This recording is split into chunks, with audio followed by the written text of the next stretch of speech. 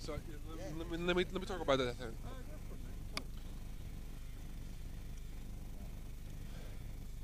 Is it filming? Well, it's always filming. Oh, but you're editing it afterwards. Okay. This is getting serious. What's the question? What's the question? That's a serious question. What's the question? What's the question? For me, it would be a serious question. Well, that's why I'm asking it, man. Are Arabs good people? Even a little bit drunk or whatever. Are they good people? So we have a question here. Are Arabs good people? I think Arabs are good people, and they're influenced by incitement, and all the terrorist attacks that have been happening lately, and then this terror wave is what they want to call it.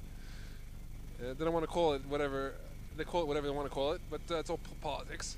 But I think there are good Arabs out there, and they're brainwashed, and they're taught to hate from a very young age.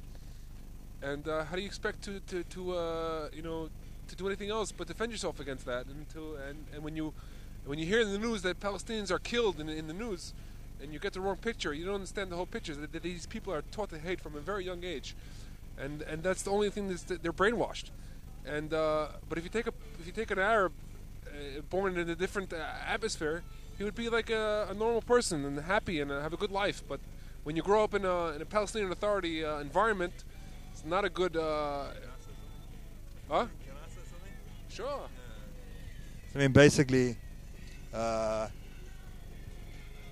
about 1.6 billion Arabs, and out of the 1.6 billion Arabs, there is 25% that are terrorists.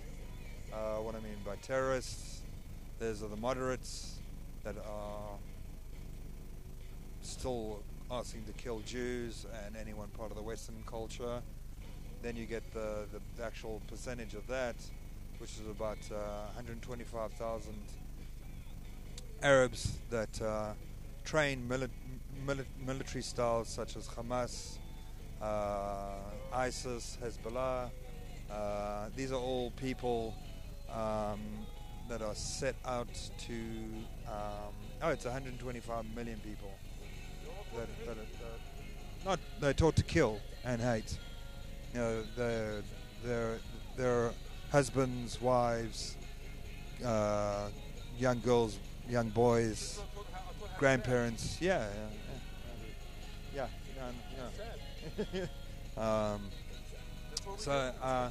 Well, what we deal with in Jerusalem, that there's 300,000 Arabs, Muslims that actually live in Jerusalem, in East Jerusalem.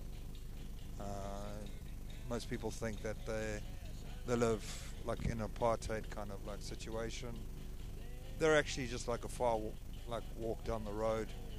I can get into their neighborhood quite easily. They get into mine all the time, quite easily, freely actually, because Israel is a democratic country. The Arabs in this country have more freedom than they have in any other country. Like what kind of freedoms do Arabs have? You go into any, I'll give you an example. You go into the movie theaters here in Israel, in Jerusalem especially. You can see all walks of life. You see religious Jews, non-religious Jews, Arabs, all different types of walks of life. And everybody just goes of life, normally. And they live like any other person in Israel. If you go to Saudi Arabia, women are discriminated against. It doesn't happen there in Israel. They cannot drive. They're not elected into parliament there, whatever. Here in Israel, we had a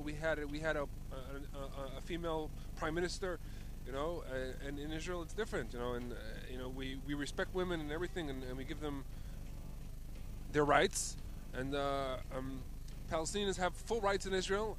Arab citizens who are citizens of Israel, not Palestinians, they're different. They have different. They're part of the Palestinian Authority, but on Arab Israelis the same as Palestinian Israelis? What? On Arab Israelis the same as Palestinian Israelis?